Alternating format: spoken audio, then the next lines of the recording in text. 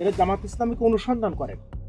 স্বাধীনতার স্থপতি শেখ মুজিবুর রহমান ৪২টা মামলা হয়েছিল, বাংলাদেশ জামাত ইসলামীর একজন সদস্য নামে মামলা করতে পারেনি। প্রায় 18%-এর মতো মানুষ কিন্তু। একটি শ্রেণী, একটি মহল, ছাত্রনেশী। আপনি কোনো দলের নাম বলতে চান না? আর জামাত ইসলামী মানেই ইসলাম হবে কেন? ধর্মীয় উগ্রতার কি কোনো চিহ্ন আমরা দেখতে পাবো? মুসলিমদের কাছে তারা আমানত স্বরূপ থাকবে। আসলে কি চেয়েছিল 1971? জামাত কি আসলেই রক্ষা? হিন্দুস্তান আমাদের বন্ধু হবে না। এই নতুন বাংলাদেশে কি নতুন জামাত ইসলামী দেখতে পাবো?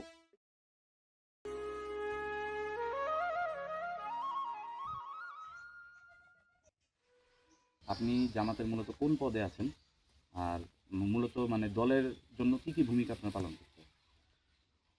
আমি মনিরামপুর উপজেলার 11 নং ইউনিয়ন জামাত ইসলামের সহকারী সেক্রেটারি, তেলোয়াটি ইউনিয়নের সাংগঠনিক সেক্রেটারির দায়িত্ব পালন করি। আচ্ছা, আপনার কি কখনো মনে হয়েছে যে জামাত সম্পর্কে বাংলাদেশের মানুষের মনে একটা ভুল ধারণা আছে, বা যে ধারণাটা আছে সঠিক না, বা সত্য কোনটা আসলে, বা যেটা ধারণা আছে ওটাই সত্য, আপনারা স্বীকার করতে চান না, বিষয়টা আসলে কি? বিষয়টা হচ্ছে বাংলাদেশের মানুষ জামাত ইসলাম ধারণা তারা রাখে, যেটা না জানার সত্ত্বে তারা সেটা করে। জামাত ইসলামী সম্পর্কে যারা ভালো করে অ্যানালাইসিস করেছে, খোঁজখবর নিয়েছে, তারা মূলত জামাত ইসলামের পরে দুর্বল হয়ে পড়ে। যেমন আমিও একজন, আমি একসময় অন্য একটি রাজনীতি অর্থাৎ বাংলাদেশ জাতীয়তাবাদী দলের একসময় আমিও ব্ল্যাঙ্ক সাপোর্টার ছিলাম।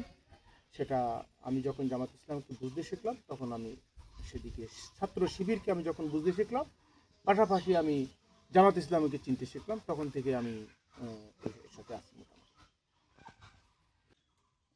জামাত যে দলটা, আপনি আছেন, তরুণ প্রজন্মের অনেকে আছে, আবার অনেকে এই দলটা পছন্দ করে না। তো যারা পছন্দ করে না তাদের যে যুক্তিগুলো, সেগুলোকে আপনি কি হিসাবে দেখেন? যারা ওই যে আমি বললাম, এরা জামাত ইসলামীকে অনুসন্ধান করে না। অনুসন্ধান করে না বলেই জামাত ইসলামীকে পছন্দ করে।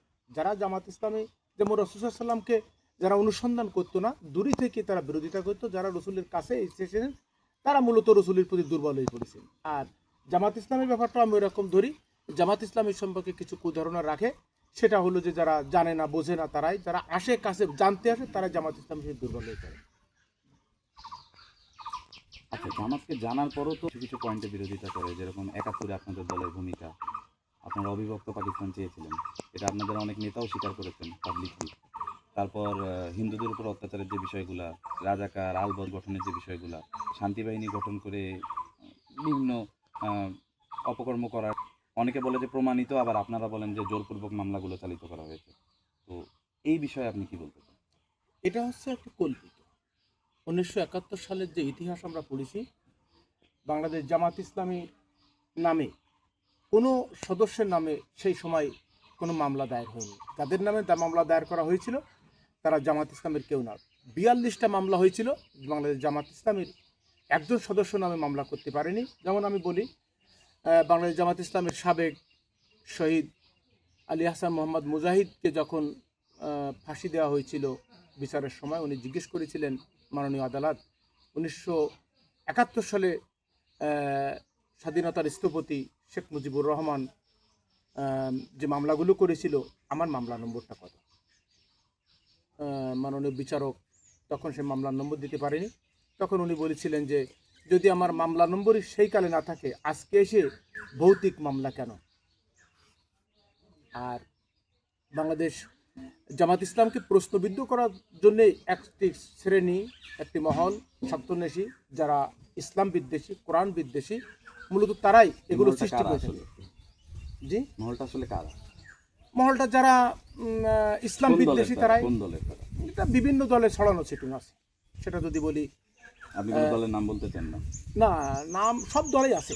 যারা ইসলাম বিদ্বেষী তারা কোনো না কোনো দলেই আছে, কোনো না কোনো দলে থেকেই জামাত ইসলামীকে সবল দিতে চায়। আচ্ছা, মাওলানা ভাসানী কি এই কথাটি আসলেই বলেছিলেন যে জামাত ইসলামী মানে ইসলাম না? এটা সম্পর্কে আমি খুব বেশি অবগত না, শুনেছি কথাটা। কিন্তু মাওলানা ভাসানী বললেই যে সেটা কোনো ইতিহাস হবে এমনটাও না। মাওলানা ভাসানীও একজন মানুষ ছিলেন, তার চিন্তা চেতনা ওই রকম থাকতে পারে। আবার জামাত ইসলামী মানেই ইসলাম হবে কেন? জামাত ইসলামী যে মানুষটা করে, সেই মানুষটা যদি ইসলাম পরিপন্থী কাজ করে, তাহলে সেটা তো জামাত ইসলাম দায়বদ্ধতা নেবে না। জামাত ইসলামী দায়বদ্ধতা নেবে জামাত ইসলামের আলোকে, কোরআনের আলোকে যারা পথ চলবে, তাদের দায়বদ্ধতা জামাত ইসলামী নেবে। সুতরাং মৌলানা ভাসানী কোন কথাটি বলেছেন সেটা কোনো ইতিহাস হতে পারে না। এর একটা বড় অংশ তো হিন্দু, মানে খুব বেশি বড় অংশ না, বাট আমি যদি অন্য ধর্মাবলম্বী যারা তাদের কথা বলি, মুসলিমদের পরে তো সবচেয়ে বড় অংশ হিন্দুরে। তো প্রায় 8%-এর বেশি হিন্দু আছে যশোরে যে যত মানুষ, এর মধ্যে প্রায় 10%-এর বেশি মানুষ হিন্দু। আবার আমি যদি আরও স্পেসিফিকলি মনিরামপুরে আসি, এই অঞ্চলটায় কিন্তু হিন্দু জনগোষ্ঠী প্রচুর। এখানে আপনার প্রায় 18%-এর মতো মানুষ হিন্দু। দল হিসাবে, একটা ইসলামী দল হিসাবে জামাত ইসলামী যদি ক্ষমতায় যায়, তাদের জন্য আপনারা কি করবেন? আমি বলি 800 বছর এই ভারত উপমহাদেশ মুসলিমরা শাসন করেছে। হিন্দুদের সাথে অমুসলিমদের সাথে কি আচরণ করেছে তা তো আমরা দেখেছি। যদি খারাপ আচরণ করতো তাহলে হিন্দুদের কানাকড়িও থাকতে পারত না।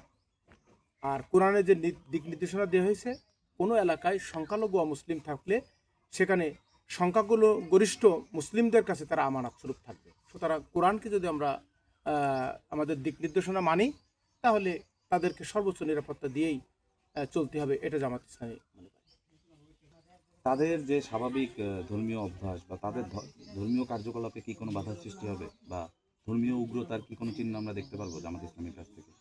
অতীতে বাংলাদেশে জামাত ইসলামীর দ্বারা কোনো অমুসলিম নির্যাতিত হয়েছে বা কোনো ধর্মীয় উপাসনালয়ে আঘাত হয়েছে কোনো নজির নেই। যেগুলো হয়েছে সেগুলো অন্যান্য দল করেছে, আর দায় চাপাতে চেয়েছে জামাত ইসলামের ঘাড়ে। আল্লাহ রবুল আলমিনের ইচ্ছায় সেখান থেকে জামাত ইসলামী উত্তীর্ণ হয়েছেন এবং কোথাও কোনো দাগ চিঠি ফোটা লাগেনি। আর অমুসলিমদের ব্যাপারে কোরআনেই বলা হয়েছে যে তাদের ধর্মীয় উপাসনালয় যদি কোনো আঘাতের সম্ভাবনা থাকে সেটা মুসলমান পাহারা দেবে, বাট মুসলমান তার ধর্ম পালন করবে। আর ওদেরকে সহযোগিতা বলবো না, ওরা যাতে করতে পারে নির্বিঘ্নে সেজন্য সহযোগিতা করবে। আচ্ছা, আবার একটু 1971 প্রসঙ্গে যাই। জামাত আসলে কি চেয়েছিল 1971 সালে? জামাত 1971 সালে যেটা চেয়েছিল সেটা যুদ্ধ নয়, আলোচনার ভিত্তিতেই দেশ স্বাধীন হোক। তারা স্বাধীনতা চেয়েছিল, কিন্তু যুদ্ধ নয়। ওই পর্যায়ে সেটা যেন আলোচনার ভিত্তিতে হয়, এবং যদি আলোচনা কখনো পার হয়ে যায় একটা সময় এসে, তখন সেটা চিন্তা করা যাবে। তবে আগে রক্তক্ষয়ী সংঘর্ষ আপনি তারা বলতে চান একদম যুদ্ধ যখন শুরু হলো মার্চ মাস থেকেই জামাত স্বাধীনতা চেয়েছিল বাংলাদেশের, নাকি অবিভক্ত পাকিস্তান চেয়েছিল? পাকিস্তান চেয়েছিল এটা বলা যায় না। তারা চেয়েছিল তাদের স্বাধীনতা, বাঙালি জাতির স্বাধীনতা, তো সেটা যেভাবেই হোক। তো তার মানে নয় যে যুদ্ধ। আচ্ছা, এবার একটু নারীদের প্রসঙ্গে আসি। মানে জামাত ক্ষমতায় আসলে এটা নারীদের জন্য ভালো হবে না খারাপ হবে? মোহাম্মদ সাল্লা সাল্লাম যখন ক্ষমতা আসলেন, তখন সবচাইতে বেশি নারীরা তাদের অধিকার ভোগ করেছে, আর অমুসলিমরা তাদের অধিকার ভোগ করেছে। রাসূলের জামানায় ছিল যে যে পরিবারের কন্যা সন্তান জন্মগ্রহণ করত তাদেরকে তারা মেরে ফেলত। রসুল সাল্লাহ সাল্লাম আসার পরেই সেটা দেখাইছে যে জান্নাতে রসুলের পাশে মেয়েরা থাকবে, নারীরা থাকবে। মেয়েরা যে যে পিতার মেয়ে বেশি তার পাশে রসুল বলেছেন আমি এরকম পাশে 2 আঙ্গুল উঁচু করে দেখাইছে পাশাপাশি থাকবো। সুতরাং নারীর অধিকার ওরকমই থাকবে, তাদের ইজ্জতাবরু 100% নির্বিঘ্নে নিরাপত্তা জামাত ইসলাম নিশ্চিত করবে। আচ্ছা, এবার একটা খুবই প্রচলিত একটা অভিযোগ সম্পর্কে আসি। জামাত কি আসলেই রক্ষাতে? এটা একটা গালি। যখন কোনো কিছু দিয়ে পারা যায় না, তখন মানুষ যে কোনো একটা গালি দিয়ে বেরিয়ে যায়। জামাত ইসলামের বিরুদ্ধে অনেক কিছুই করা হয়েছে শিবির এবং জামাত ইসলামের বিরুদ্ধে। সেগুলো যখন টিকতে পারে না, তখন সর্বশেষ রক কাটা বলে একটা গালি তারা দিয়ে চলে যায়। আসলে তার কোনো বাস্তবতা বাংলাদেশে এখনো পর্যন্ত হয়নি। এটা অতীতে জামাত ইসলামের নেতৃবৃন্দ বহুবার চ্যালেঞ্জ করেছে, আমারও চ্যালেঞ্জ থাকবে। জামাত কি উগ্র দল? না, বাংলাদেশ জামাত ইসলাম আছে একটি মডারেট ইসলামিক দল। ধরেন একদম অন পয়েন্ট বলি, এই অঞ্চলে আপনি কি কি সমস্যা দেখেন? এই অঞ্চলে আমরা যেটা দেখি রাজনৈতিকভাবে যদি বলি, তাহলে আমরা অতীতে যা দেখেছি সেটা হলো দুর্নীতির সয়লাব। ক্ষেত্রে দুর্নীতি, আর দুর্নীতি থেকেই তো নেশাগ্রস্ত ওগুলো আসেই। দুর্নীতি পরায়ণ দেশে এরকম হতে পারে। অতীতেও দেখা গেছে বাংলাদেশ অনেকবারই দুর্নীতিতে চ্যাম্পিয়ন। আমাদের অঞ্চলটাও তার বাইরে না। এবং আমরা দেখেছি যে যে কোনো দল আমরা আওয়ামী লীগ দেখেছি, বিএনপি দেখেছি, জাতীয় পার্টি দেখেছি, আমরা সেনা শাসকও দেখেছি। সকলেই দুর্নীতিবাজ এবং তাদের কর্মীরাও আমরা এখানে দেখেছি সবাই দুর্নীতিগ্রস্ত। আচ্ছা, এখানে আপনি খুব একটা মজার কথা বলেন, নীতিতে যখন চ্যাম্পিয়ন হয় দেশ, তখন কিন্তু জামাত ইসলাম জোট সরকার ছিল। মন্দের ভালো, আনুপাতিক ভালো হিসেবেই যদি আমরা চেষ্টা না করে যাই, চেষ্টা অব্যাহত রাখার জন্যে জামাত ইসলামী সেগুলো করেছে। যে কিছু সেখানে দেখা যায় কিনা, একটা জিনিস নজির রেখে এসেছেন জামাত ইসলামের নেতৃবৃন্দ, 2 জন মন্ত্রী ছিল, তাদেরও মামলা হয়েছে, কিন্তু দুর্নীতির কোনো মামলা তাদের নামে বাংলায় হয়নি।